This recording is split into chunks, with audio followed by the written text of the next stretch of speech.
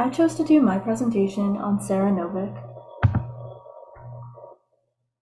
Sara Novic is a New York Times bestselling author. Her novel True Biz is a New York Times bestseller and an American Library Association Alex Award winner. She has written two other books as well, entitled Girl at War and America is Immigrants. Sara Novic is also an instructor of deaf studies and creative writing at Columbia University. She currently lives in Philadelphia with her wife. Before doing this assignment, I had never heard of her before, but I love to read, so I decided that I wanted to learn more about her. Sara's hearing loss is acquired and progressive. Progressive hearing loss is often difficult to spot when it happens slowly over a long period of time, but in Sara's case, her hearing loss progressed relatively quickly. Sara has not talked about her specific diagnosis in detail publicly, but these are some potential causes of progressive hearing loss. Progressive hearing loss can be noise-induced and occur with age, or it can be sensorineural. In addition, it could be conductive as well, but this is more rare and usually happens in the case of otosclerosis. Again, though, Sara has not publicly talked about her specific diagnosis, so all we know for sure is that her hearing loss is progressive. Sara was raised in a hearing household and had a love of music. She described music classrooms as her safe haven. However, at the age of 12, she failed her hearing screening at school. Over the next decade, her hearing loss slowly progressed. In an article for the New York Times, she describes that she clung to her former sense of normalcy and feared what her life would look like once her hearing was completely gone. She wrote an article entitled, "What It Feels Like to Lose Your Hearing." In it, she details her journey from a child afraid of her hearing loss to a woman that uses both sign language and hearing aids. She talks about how she noticed missing sounds and how words that used to be easily distinguishable started to melt into each other. She then discusses how the world sounded when she first started using hearing aids. She talks about how everything was too loud and how it was difficult to focus in class because the tapping of her classmate's foot was just as loud as the sound of her teacher's voice. Sara wrote an article entitled "What It's Like to Be a Deaf Novelist" for The Guardian. In it, she describes the challenges of being a deaf author. The article was released shortly after the publication of her first novel, Girl at War.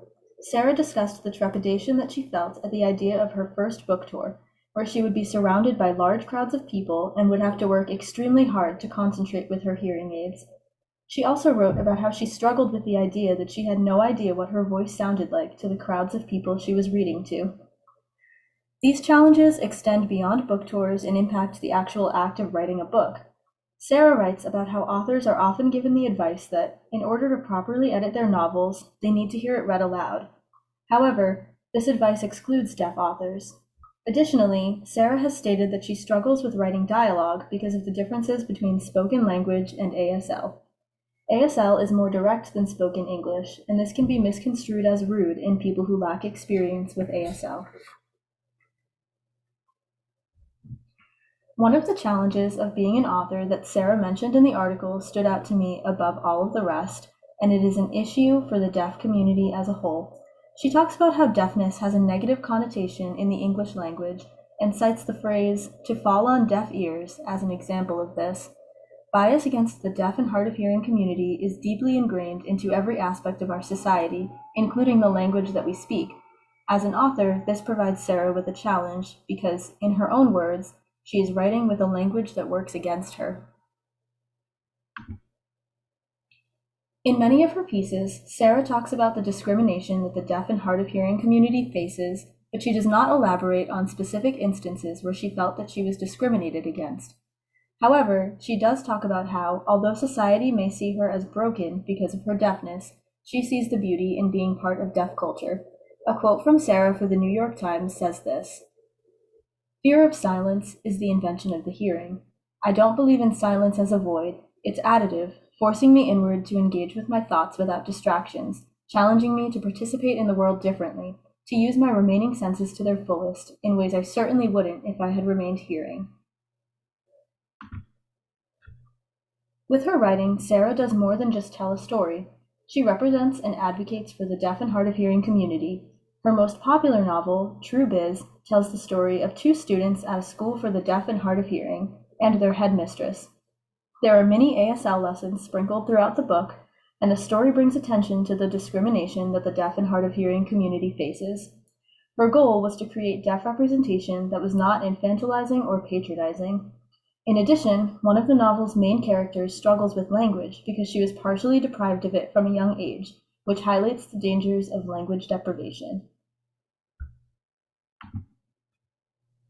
Sara uses a combination of hearing aids and American Sign Language to communicate. She has stated in a few of her pieces that, while she uses hearing aids, it can be a relief to take them out at the end of the day because even with them, it is still difficult to concentrate. Sara has also stated that she does not want to get a cochlear implant because learning to use one is a complicated process that requires a lot of work. Here are my references. Thank you.